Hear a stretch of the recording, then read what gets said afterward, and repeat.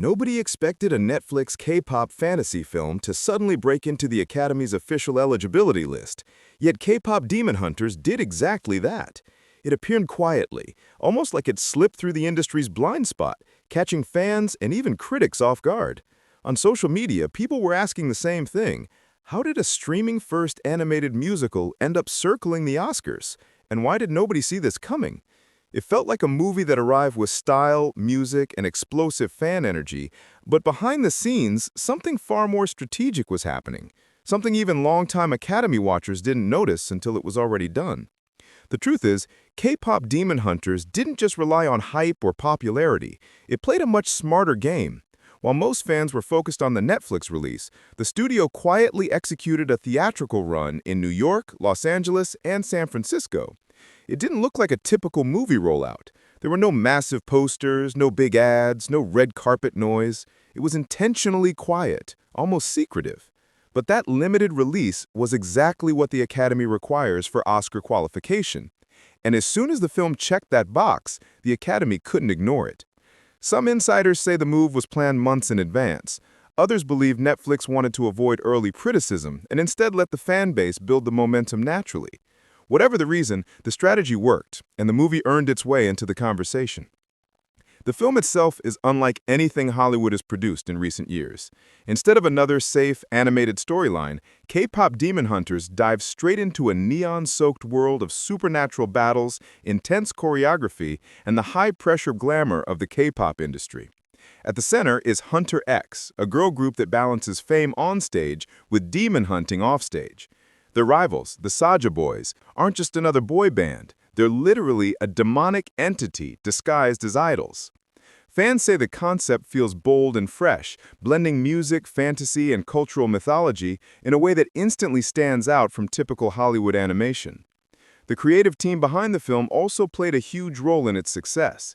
Directors Maggie Kang and Chris Applehands put together a project that felt sharp, modern, and unapologetically stylish. And the cast brought the world to life with a powerful mix of Korean-American and Korean talent.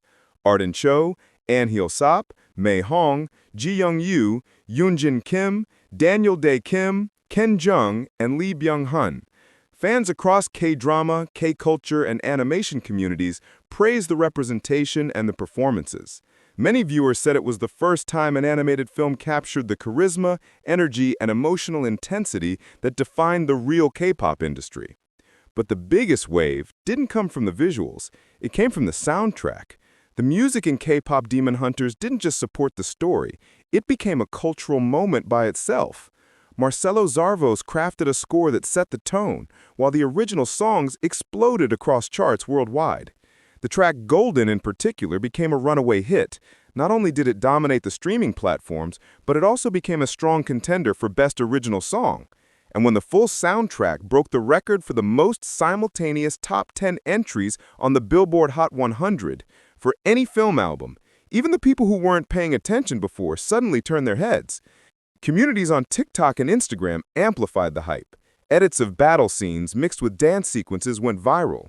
Challenges built around Golden spread globally. For weeks, it felt like the soundtrack had taken over social media. Some online groups suggested that the sudden viral energy around the music boosted the Academy's interest.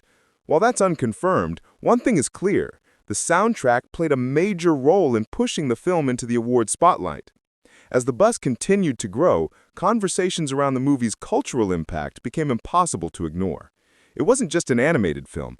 It became a symbol of how global K-culture continues to reshape entertainment. Viewers praised its representation, its unapologetic style, and its refusal to fit into Hollywood's traditional mold.